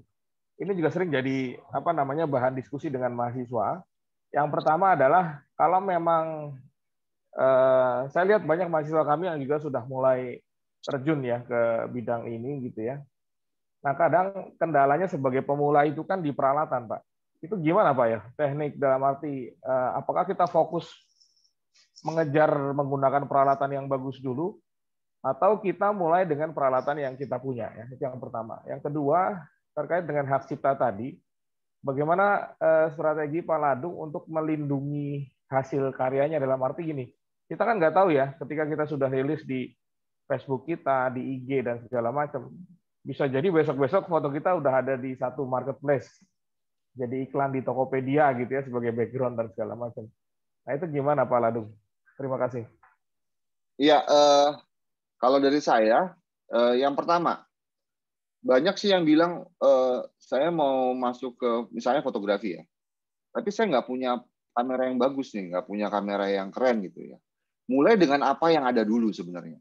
Jadi gini loh, kadangkala saya pernah punya pengalaman, pernah dengar cerita dari salah seorang karyawan fotografer senior Indonesia. Beliau ngomong begini, Dung, kemarin ada seorang anak muda datang ke saya, terus bertanya pendapat kawan saya itu, sebaiknya anak muda ini menjadi fotografer apa? Terus saya bilang, kenapa nanya begitu, Bang? Terus teman saya itu bilang begini, iya, soalnya dia dikasih bapaknya uang 1,8 miliar untuk buka studio sendiri. Iya, kalau anak sultan sih nggak masalah ya, anak sultan bisa bisa begitulah ya. Nah, tapi tidak, itu kan kondisi ideal ya, di mana anak itu mungkin consider himself lucky lah ya. So bagaimana dengan yang nggak punya? Mulai dengan apa adanya dulu. Saya nggak percaya. Itu hanya ketika saya mulai, saya hanya punya satu kamera, Canon EOS 30D kalau nggak salah, saya lupa. Ketika mulai profesi sebagai fotografer itu, hanya punya satu kamera, satu lensa. Gitu.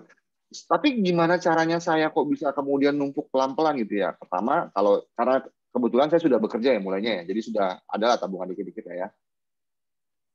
Tapi ketika saya mau nambah perangkat yang lain, tadi saya di komponen harga kan saya sudah jelaskan tuh.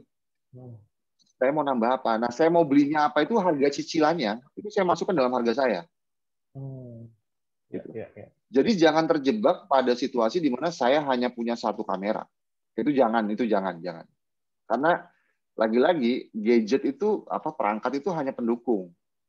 Banyak yang bilang mungkin tahu lah, sama seperti komputer lah, apapun lah mereknya, mau Apple, mau Windows based dan lain sebagainya, itu kan hanya perangkat. Yang paling penting itu kan man behind it kan, programmernya lah dan lain sebagainya. Nah, yang kedua terkait dengan hak cipta. Saat ini kita harus sadar betul bahwa kita hidup di era di mana segala informasi, produk-produk itu bisa tersebar luas dengan bebas gitu ya. Ya kan? Ya. Jadi tanamkan kesadaran itu dulu bahwa ketika suatu saat kita mengupload sesuatu ke internet, ke apapun platformnya, kita harus sudah sadar bahwa apa yang kita upload itu besar kemungkinan akan dipakai oleh orang lain tanpa izin kita. Nah, dengan kesadaran itu, kita bisa membentengi karya kita itu, misalnya memberi watermark, gitu ya.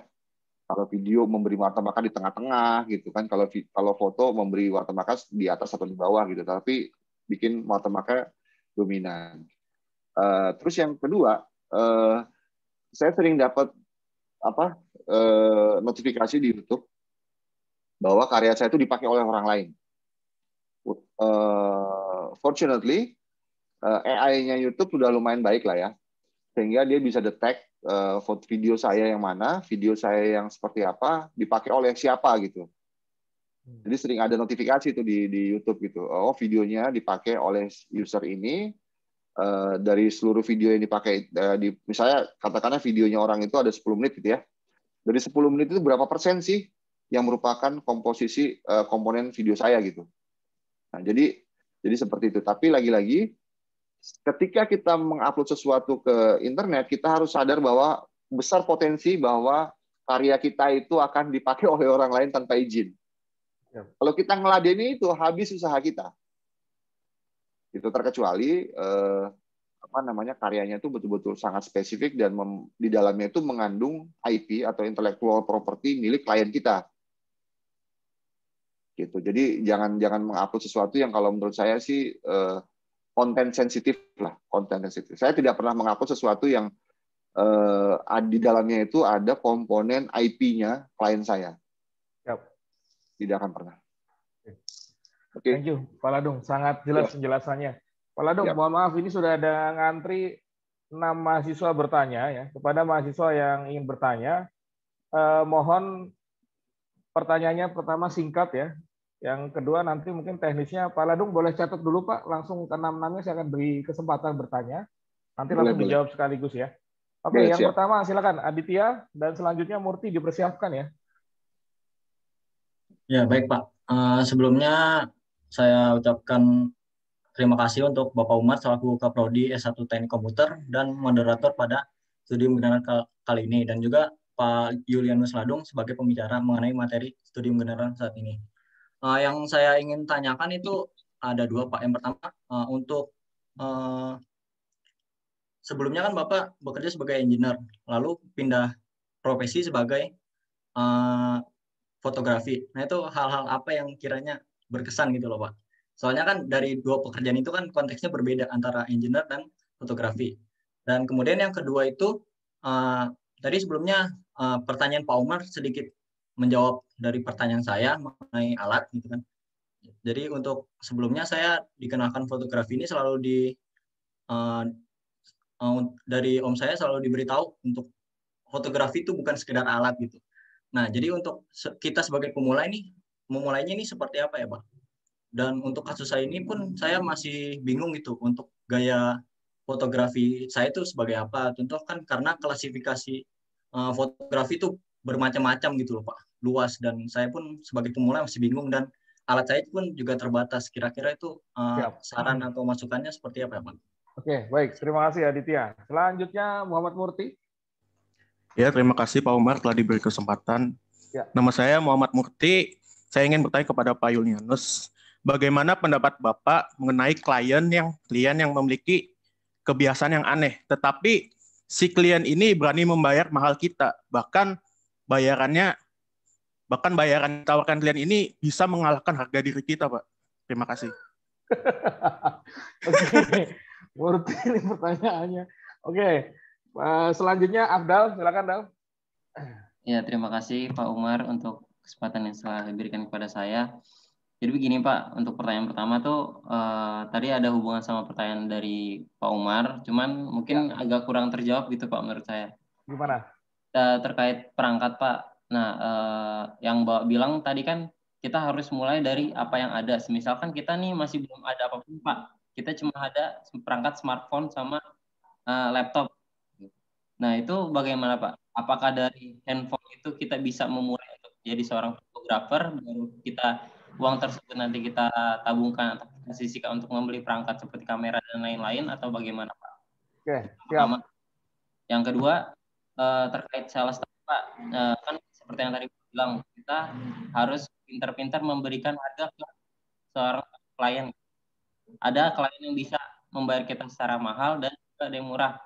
Nah, ini kan terkadang kasusnya seperti ini Pak, kita udah memberikan harga ke klien yang dimana dia ini sebenarnya kurang cukup gitu Pak untuk membayar mahal kita. Taruhlah harganya itu 2 juta gitu Pak untuk sekali sesi. Terus dan klien tersebut dia punya teman, tetapi temannya ini dia bisa dikatakan sultan gitu Pak. Nah, terus kita kasih harga dengan harga itu 7 juta yang lebih mahal dari sebelumnya gitu. Ya. Pasti bakal ditanyakan gitu kan Pak, kenapa saya lebih mahal kayak gitu. Itu bagaimana kita? Siap, terima kasih. Sudah saya catat di pertanyaannya. Ya. Selanjutnya Arham, silakan.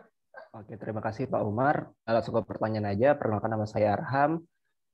Untuk pertanyaannya, saat ini di bidang industri kreatif, baik di bidang animasi, videografi, fotografi, dan lain sebagainya, kadang klien itu ada yang namanya revisi, Pak. Bukan hanya sekali, tapi bisa berkali-kali. Bagaimana cara menyikapinya, yang mana posisinya itu kita masih merintis dan belum terikat MOU. Baik. Untuk yang pertama, dan untuk lanjutannya, Bagaimana pandangan Bapak tentang klien yang meminta revisi berkali-kali tersebut, namun hasil request-nya tidak lebih baik dari yang kita buat pertama dan lebih memilih yang kita buat pertama tadi. Udah gitu aja, Pak. Terima kasih. Siap. Asal revisinya dibayar lagi nggak apa-apa lah ya. Oke, selanjutnya dua penanya terakhir, Eriansah dan Syahrifanka, siap-siap. Oke Pak, terima kasih. Yang terhormat Bapak Umar selaku Kaprodi dan moderator saat ini, dan yang terhormat pembicara Julius Ladung, Bapak Julius Ladung. Saya ingin bertanya gini sih Pak, saya tadi interest sama yang Bapak omongin tentang keuangan sih Pak, manage keuangan. Karena dari yang 6 bulan Bapak kerja, bisa jadi 24 bulan itu terlampau jauh gitu. Karena terus terang saya kuliah itu uangnya langsung dikasih 4 tahun, itu pas. Jadi kalau misalnya kurang atau saya nambah semester, saya harus muter duit itu lagi sendiri. Nah itu jadi kayak ya saya bisa muter itu cuma dari sebulan itu saya bisa muter cuma buat 2 bulan ke depan, nggak jauh.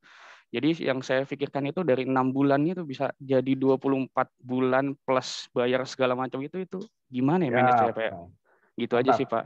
Makasih. Oke, terakhir ya Syahrifanka ya. Ini sekalian nanti saya resumekan untuk pertanyaannya. Assalamualaikum warahmatullahi wabarakatuh. Waalaikumsalam warahmatullahi wabarakatuh. Terima kasih Pak Umar udah ngasih kesempatan. Dan untuk Pak Ladung, saya ingin bertanya Pak. Saya mau nanya soal hal prinsip tadi, lebih baik terkenal mahal daripada terkenal murah. Nah, sedangkan in the other hand, ada brand perusahaan besar yang warnanya oranye itu Pak. Nah, itu mereka tuh lebih senang untuk terkenal murah Pak. Jadi saya rada bingung.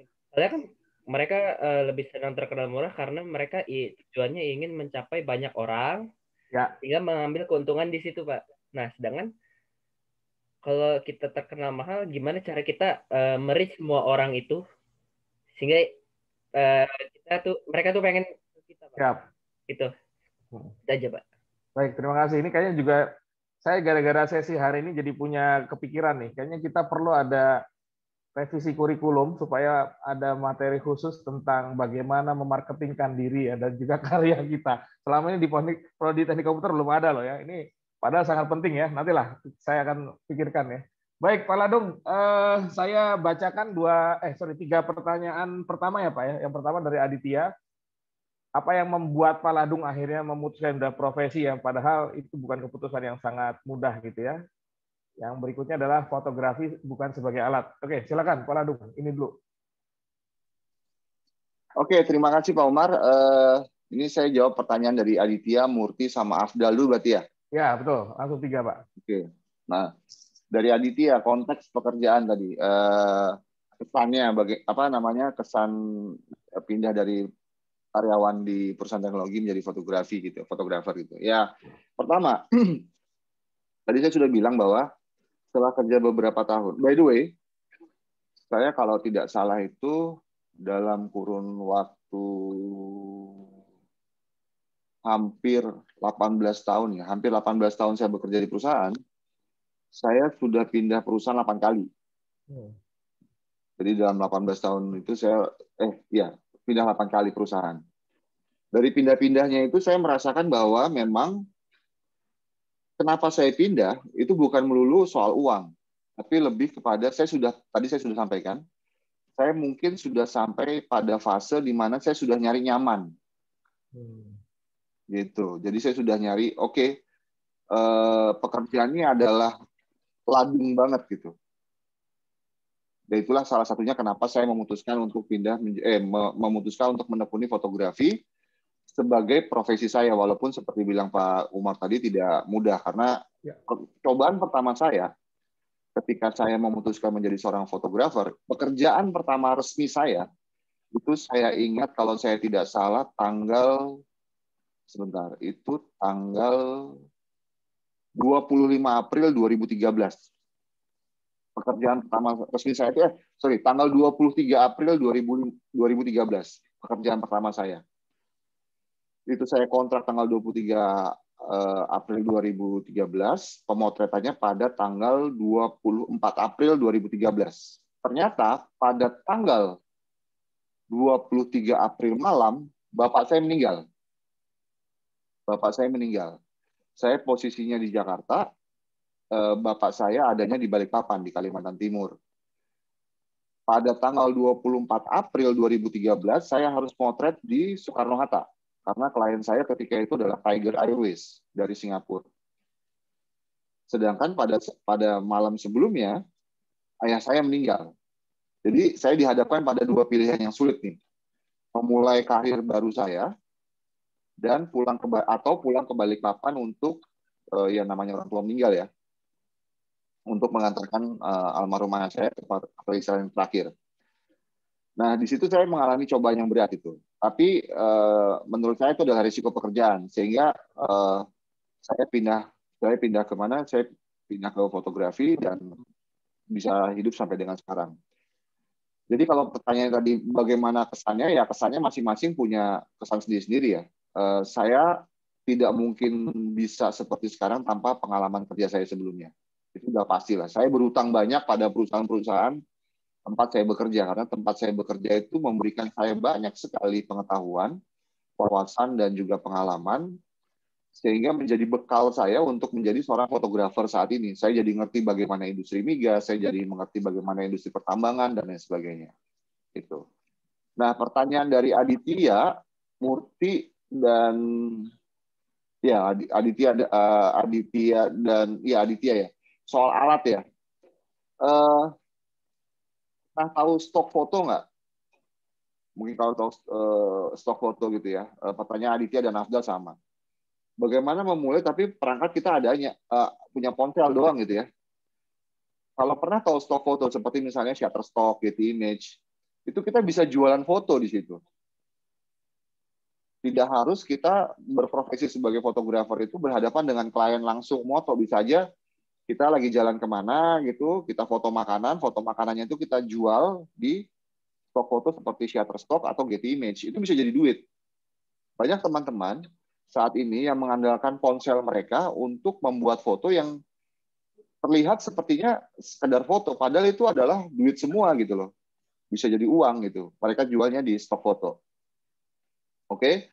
Nah, ini pertanyaan dari Murti. Requirement dari klien yang aneh. Saya nggak ngerti, saya belum pernah dapetin sih requirement klien yang aneh. Tapi ginilah, ada sebuah ungkapan yang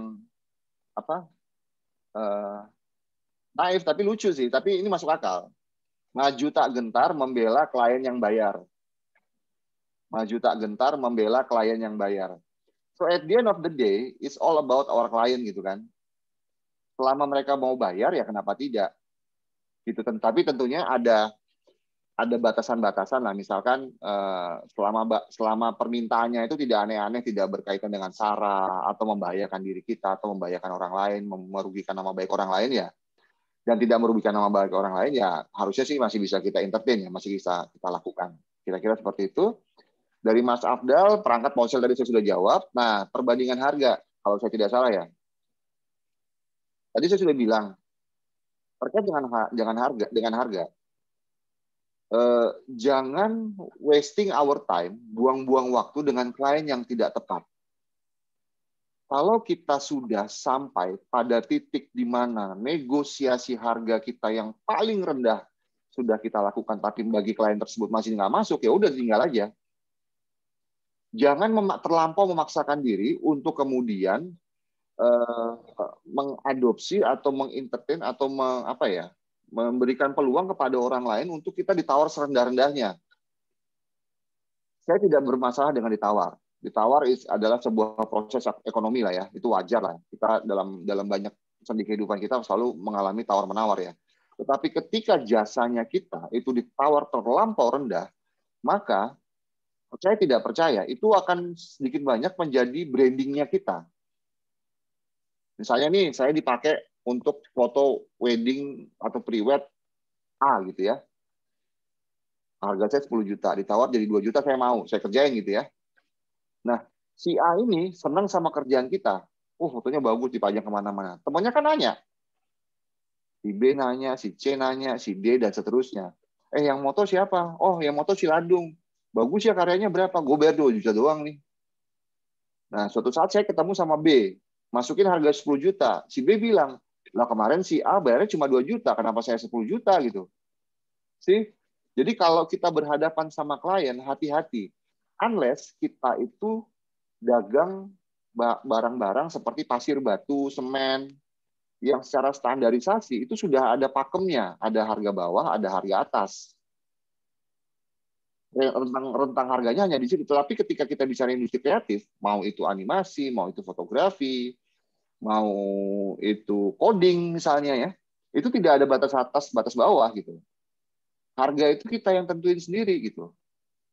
So, secara sederhana, kalau saya bilang, saya mau gajian berapa tahun 2021, bukan orang lain yang nentuin. Saya sendiri yang nentuin. Saya 2021, saya pengen punya 1 miliar gitu. Ya maka saya harus mengukur diri saya. Bisa saya nggak achieve dalam 2021 ini dengan 1 miliar itu? Saya harus ngapain gitu. Beda dengan seseorang yang bekerja pada sebuah perusahaan atau instansi gitu.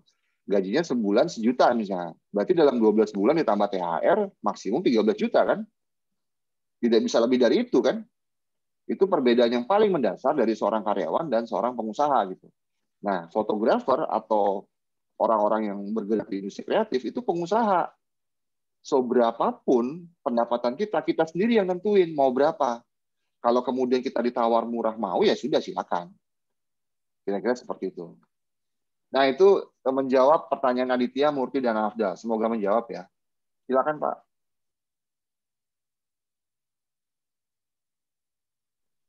Suaranya masih ke-mute kayaknya.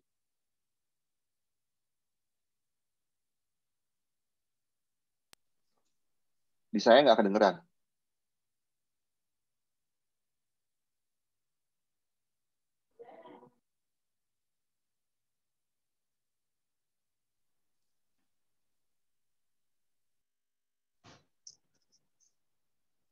Bisa dengar Pak Ladung? Bisa. Ah, siap. Ini dari Arham, Pak. Bagaimana menyikapi klien yang selalu minta revisi, Pak, gitu ya. Yang berikutnya dari Ariansa, bagaimana mengatur kerja 6 bulan bisa untuk 24 bulan ke depan ya. Dan terakhir, yang saya Rifanka lebih baik terkenal mahal daripada terkenal murah, lebih dielaborasi lagi. Silakan Pak Ladung. Siap. Ini saya langsung tunjukin contoh proposal saya ya. Nggak apa-apa nih? Nggak apa-apa. Mantap. Saya tunjukin sebentar ya. Harusnya ada ini. Oh, bukan yang ini. Sebentar ya. Tunggu sebentar ya, teman-teman. Saya ada beberapa contoh proposal yang di dalamnya itu ada penjelasan terkait dengan revisi. Biar teman-teman bisa mendapatkan gambaran bagaimana revisi itu. Oke, ini dia. Saya izin sharing screen, boleh Pak Umar? Silakan Pak. Oke, ini saya sharing screen. Kelihatan? Ya. Udah ya? Oke. Nah, ini adalah time frame-nya saya. Kelihatan time frame-nya? Kelihatan, Pak. Kelihatan ya? Iya. Yang ada tabel ini ada post production, production, pre-production. Kelihatan ya, Pak? Kelihatan, Pak. Silakan, Pak. Nah, kalau kita lihat di sini, ini revisi hanya 1 kali nih di post production. Saya tentukannya antara Juli sampai dengan Agustus. Ya, ini. Nah, terus di harga saya itu harusnya saya ada pencantumkan tentang limitasinya.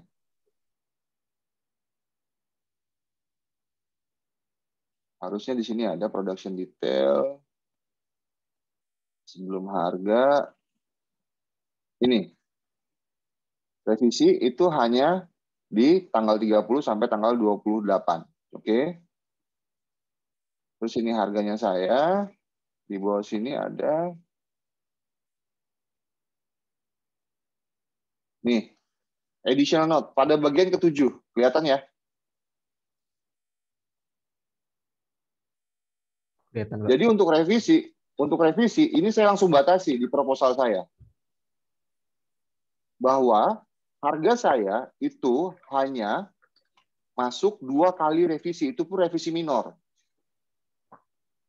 Jadi diskusi mengenai revisi itu saya batasi sejak awal. Revisi saya batasi sejak awal, sehingga klien nggak bisa minta macam-macam, karena dia hanya punya hak revisi 2 kali. Nangkap ya? Nangkap, Pak.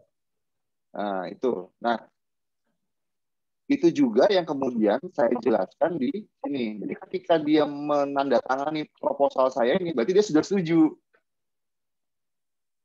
Sehingga revisi yang 2 kali itu hanya saya akomodasi di sini. Di yang ini, bagian ini. Ada ya, bagian ini. Yang hijau-hijau ini loh. Jadi si klien hanya punya hak revisi 2 kali. Oke. Dan juga saya jelaskan di sini. Jadi kalau tadi perhatikan penjelasan tentang proposal saya itu amat sangat detail. Amat sangat detail. Sampai dengan yang terakhir itu adalah saya mencantumkan juga yang ini. Jadi sebelum saya meringkas pertanyaan-pertanyaan yang sering ditanyakan ke saya. Jadi proposal saya itu di dalamnya ada appendix. Appendix ini isinya adalah question and answer. Orang sering nanyanya apa sih? Jadi untuk memperingkas diskusi gitu. Dan di proposal saya juga sebentar di bawah kayaknya.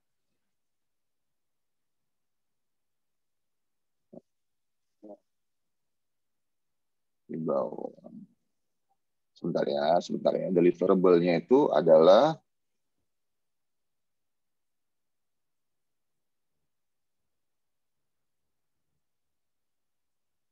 nih. Ini. Berapa jumlah videonya, misalnya kalau video ya, durasinya berapa, tipe filenya apa, dan seterusnya. Gitu. Ini saya jelaskan detail. Jadi itu pertanyaan tentang tadi apa? Revisi ya. Nah, hasil revisi, kalau kemudian revisi kedua dan seterusnya ternyata tidak lebih bagus dari revisi pertama, ya sudah, itu risiko kliennya. Oke.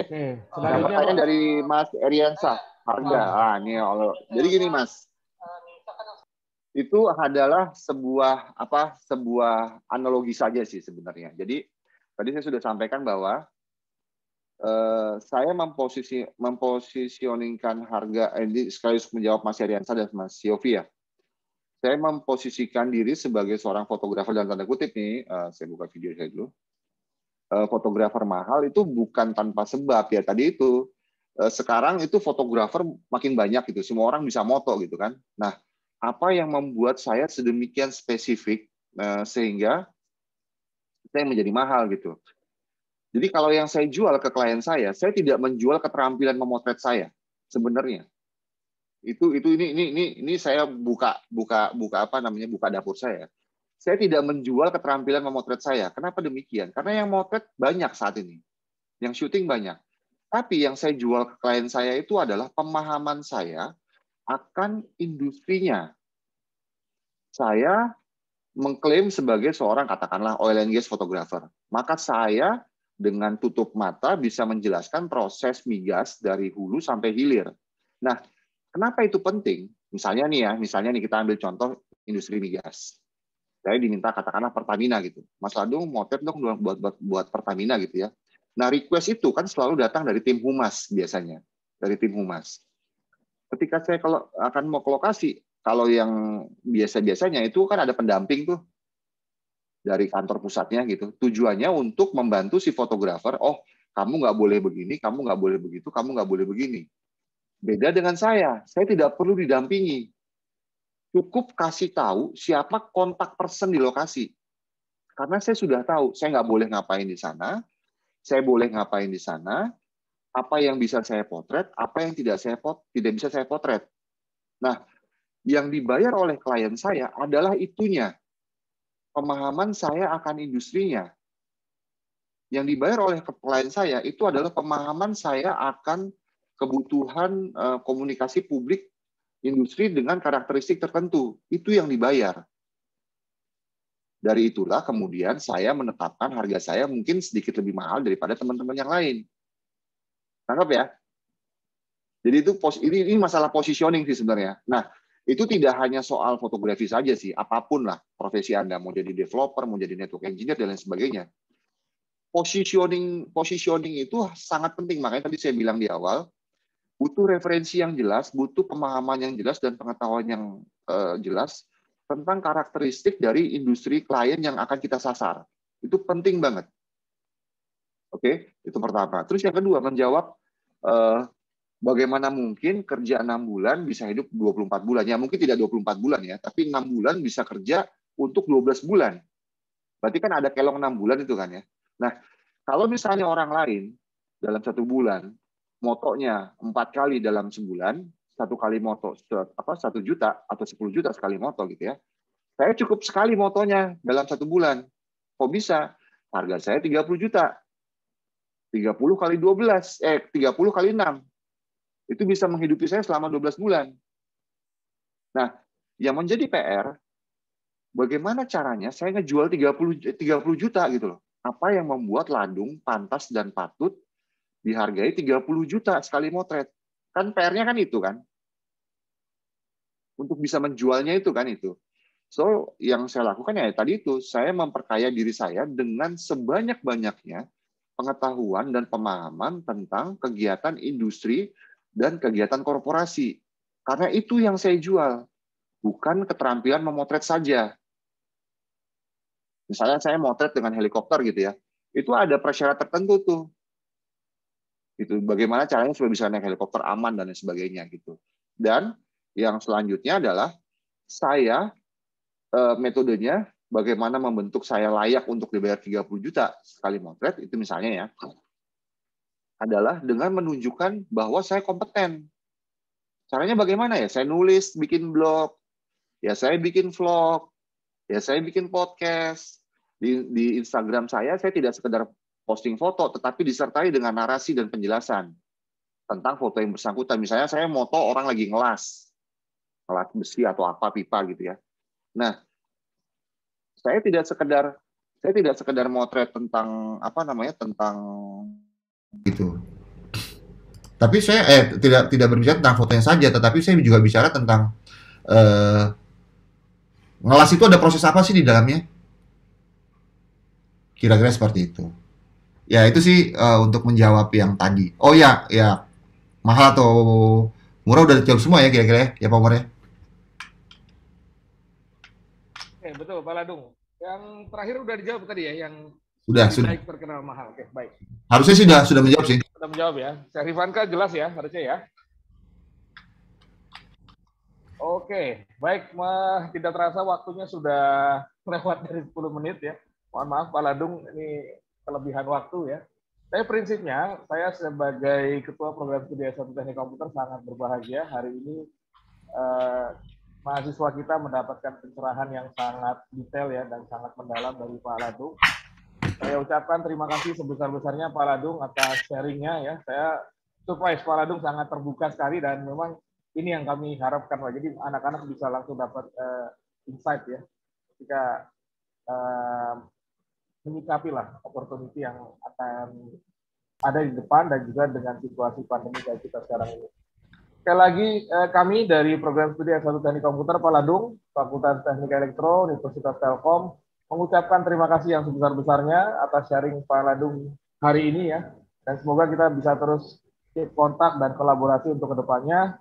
Dan kami doakan Pak Ladung selalu dimudahkan lah urusannya, dimudahkan rezekinya dan juga makin jaya ke depannya Pak ya. Amin. Tetap bersemangat dan tetap menginspirasi kami Pak lewat postingan-postingannya di media sosial. Terima kasih. Wassalamualaikum warahmatullahi wabarakatuh. Acara SG hari ini kita tutup dan kita akhiri dengan ucapan alhamdulillah rabbil alamin. Silakan teman